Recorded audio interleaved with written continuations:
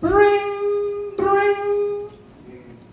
Loozor was jerked from his dreams by the persistent drone of his rotary telephone. He attempted to roll over and ignore it.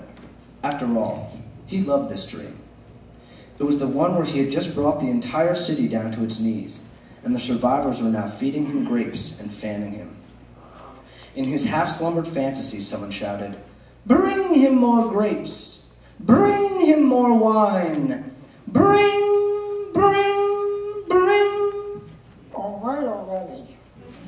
Loozor almost fell out of bed, shouting in a confused rage, "Bring, bring!" He answered the phone to find it was Albert, a sweet, if somewhat nerdy fellow from his neighborhood.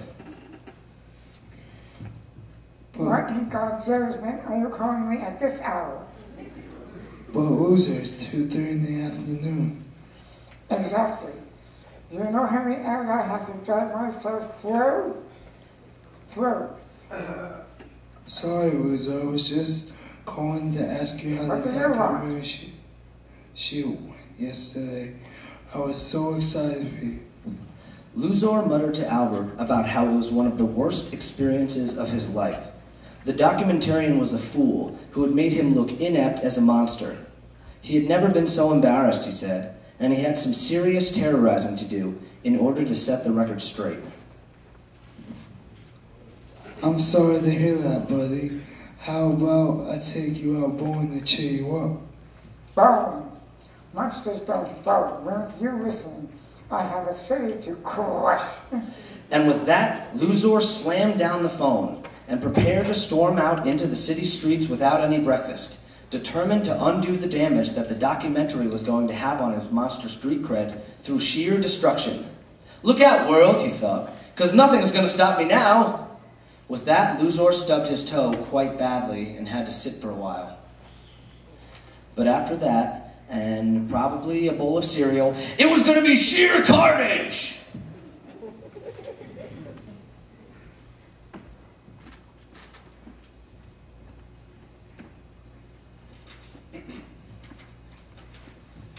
Loozor, although laughably unstealthy, waited patiently for the right victim.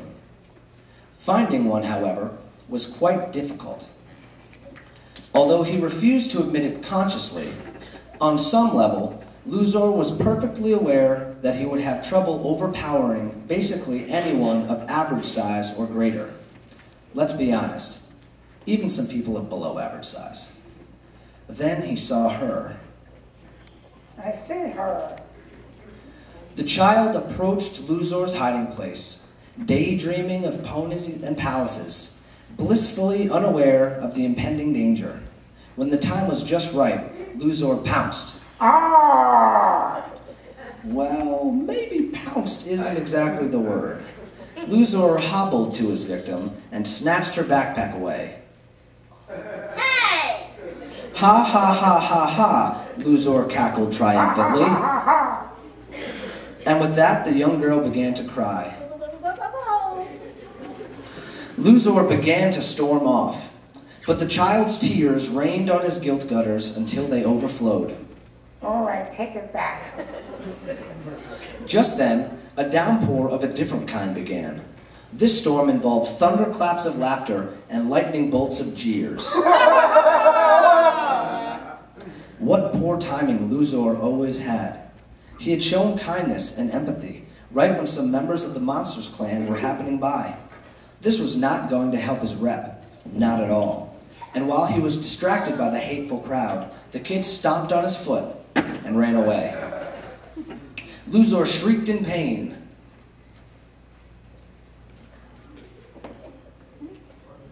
Causing some of the monsters to have one last riotous laugh before they marched away.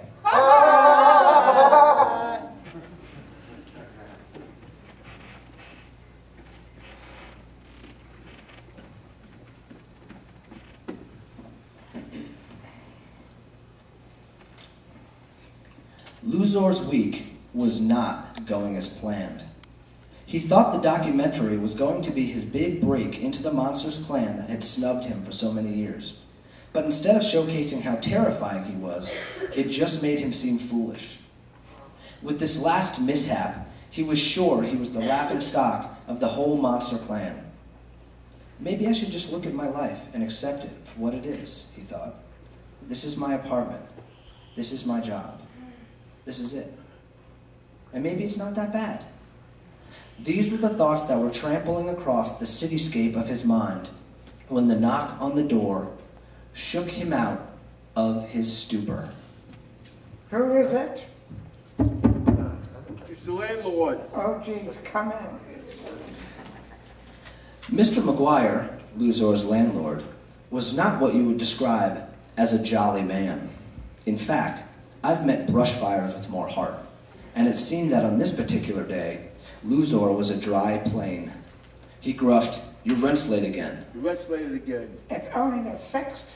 This set Mr. McGuire into a rage. "It's the 7th, and besides, it's due on the 1st. It's the 7th, so I do on the 1st. Please, Mr. McGuire, I get paid today. Can I give it to you tomorrow? Mr. McGuire didn't enjoy letting anyone off the hook, but he enjoyed finding new tenants slightly less. "Fine," he barked, "but have it by tomorrow or start packing." Fine, have it tonight or start packing. With that, Mr. McGuire slammed the door, crumbling some of the molding, which he no doubt would never bother fixing. And Loozor, with a burdened sigh, heaved himself up and started limping to work.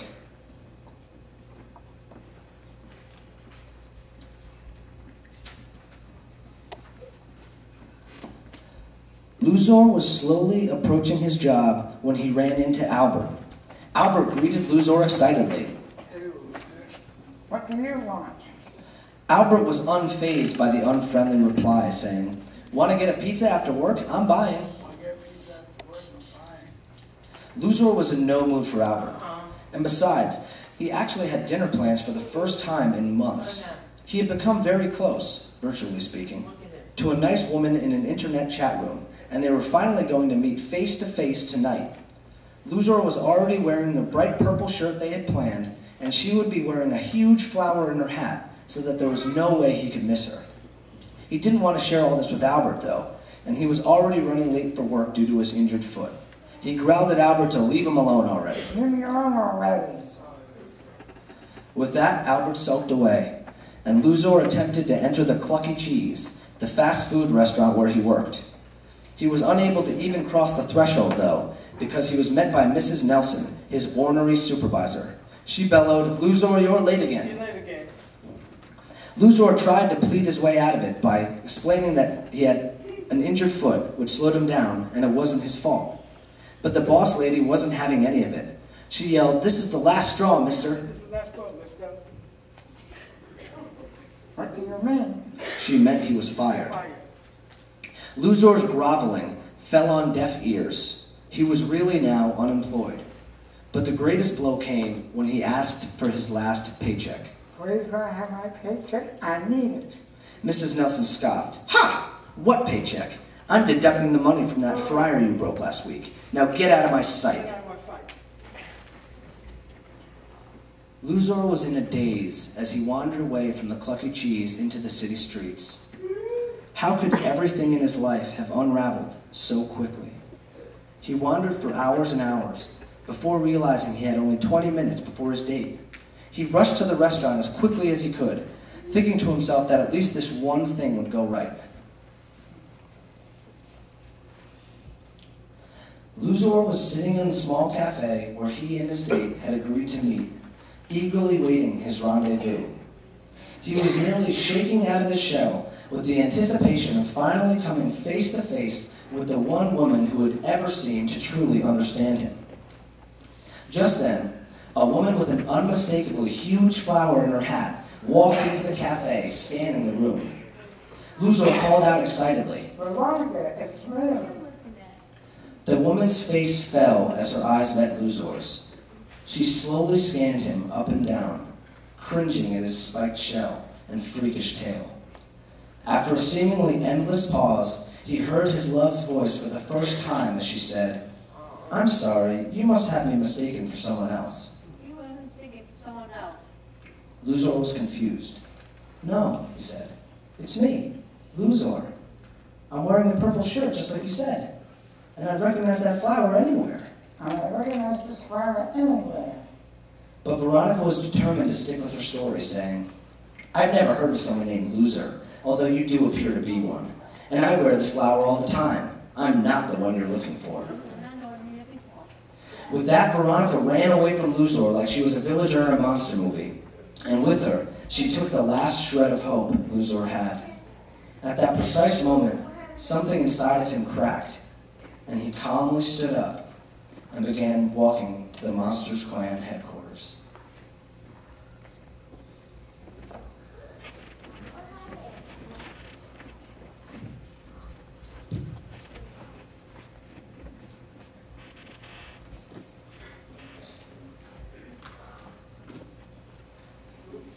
Night had just fallen when Loozor reached the mouth of the monster's cave, which was nestled under a bridge on the outskirts of the city. No one knew how deep this cave system went, nor dared try to find out. This was a dangerous place to enter, especially at night, but Loozor was emboldened by his complete lack of hope. He was numb as he climbed into the depths. Being so small and unimpressive, Loozor was not even noticed as he marched right up to the monster warlord and announced his presence. I have to speak to the warlord. The room fell silent. Skeletor, the warlord's right-hand man, sprung into action, shouting, "You fool, I have your head!" But the warlord called him off, bellowing, I'm amused by his boldness. Let's see what he has to say. I'm amused by his boldness. Let's see what he has to say. I have nothing left. Loozor began with a dead stare. The human world has rejected me completely. I know you don't accept me now, but I'm sure that there is some way that I can prove to you that I'm a total monster. Everything I have proved you, I am a total monster. The cave echoed with the hateful laughter of 1,000 fiendish beasts. Son of a gun! The cavern fell to a hush immediately. The warlord proclaimed, If you want to prove you are worthy of the title of monster and to be accepted by our clan, then you must pass 3 evil tests. You must pass 3 evil tests. I'll do anything. I feel nothing. That's good. Listen carefully.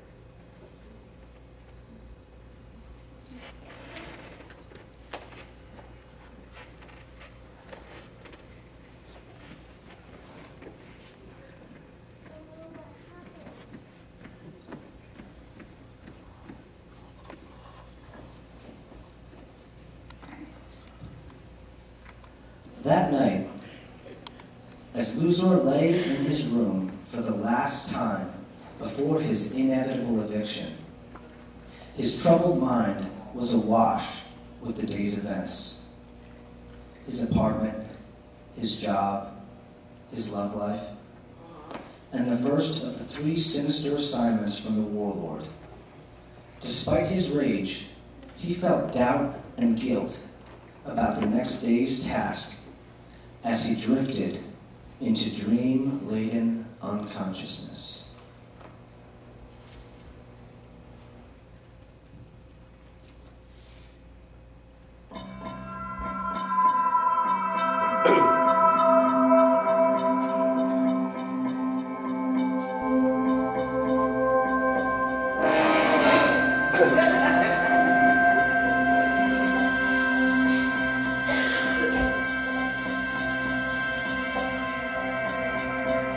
Where am I?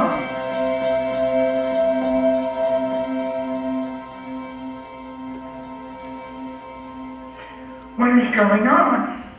Loozor! Loozor!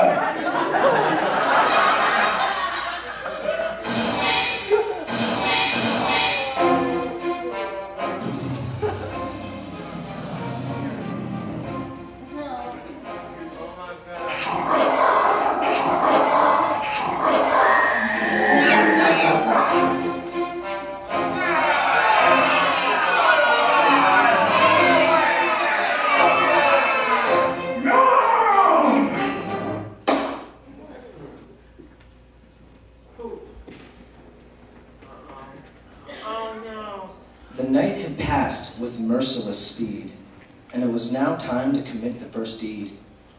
Despite an aching doubt, Loozor was determined to prove his dream and everyone else wrong. He gritted his teeth, stood up, and made his way to his former place of employment.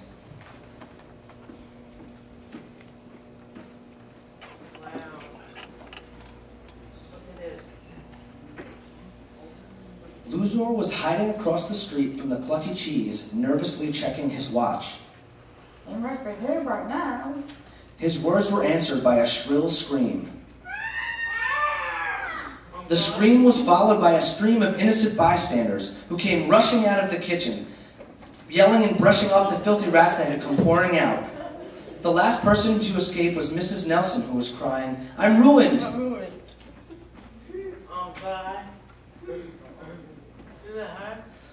Loozor, with a mixture of delight and shame, headed back to the monster's cave to report to the warlord and receive his next instructions.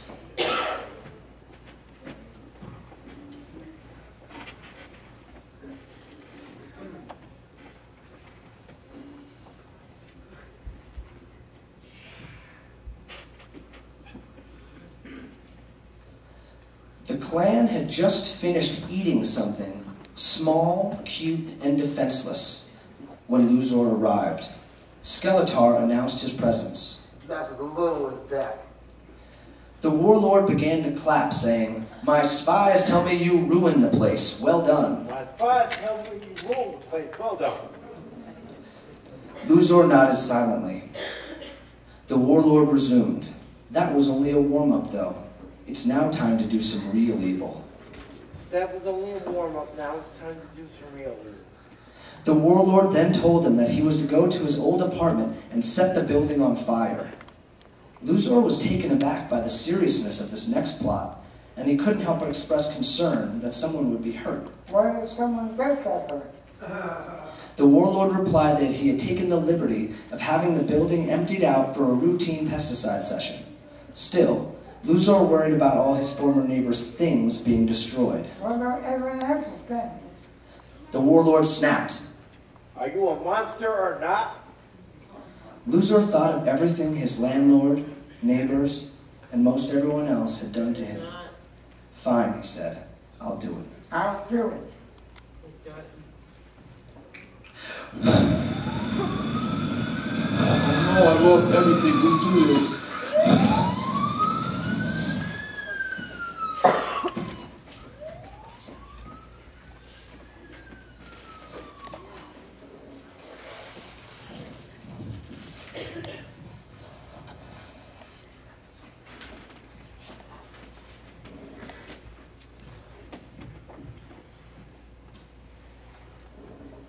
Loozor, covered in ash and shame, was about to enter the monster's cave with Albert. He had told Albert that he had a surprise for him, and he excitedly went along with him. Come on. The two entered the cave, and when the monsters came into view, Albert expressed some concern. They are my friends. Albert trusted Loozor, so he said okay.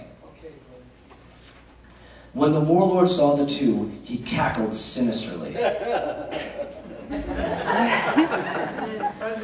"The blaze was all over the news," croaked the warlord. "It seems you are a monster after all." Seems you're a monster after all. Loozor hung his head. He didn't like the sound of it now that it actually felt true. Albert was confused. "What do you mean?" he said. "That wasn't him. Loozor's a good person." The monster warlord challenged. "I wonder if you'll still think that in a moment." Then he turned to Loozor, saying, "You have almost proven you belong with us, but there is one more thing. You must kill this pathetic human." Kill this pathetic human. Albert's eyes widened as he turned to Loozor, who was stunned by this last request. Loozor saw the fear in kindly Albert's face, and during that moment, everything that had happened flashed across his mind. His childhood shunned by the other children, his failed adulthood, Albert's attempts at being there for him, the documentary, and finally, the awful lengths he had gone to to be accepted by this despicable group. When he looked at them now, after this last command, he couldn't believe he had ever wanted to be one of them. They were horrible and cruel. They were monsters. And it wasn't because of their scales or fangs. It was because of what they did. He realized that Mr. McGuire and Mrs. Nelson had more in common with them than he did. It was all so clear now. Despite his appearance, Loozor knew so strongly in that moment that he was not one of them. He was not a monster, and he would never hurt Albert, never. I will never hurt Albert, never. The warlord flashed back. Do it now or you'll never be one of us. Do it now or you'll never be one of us. Good. And as the monsters looked on in disbelief, Loozor grabbed Albert by the hand and led him out of the darkness of the cave into the light of the city streets. He thanked Albert for being such a good friend and told him that he knew he would have to turn himself in and pay for the crimes he had committed. But there was something he had to do first. What is it? Let's go vote and have treats. The end.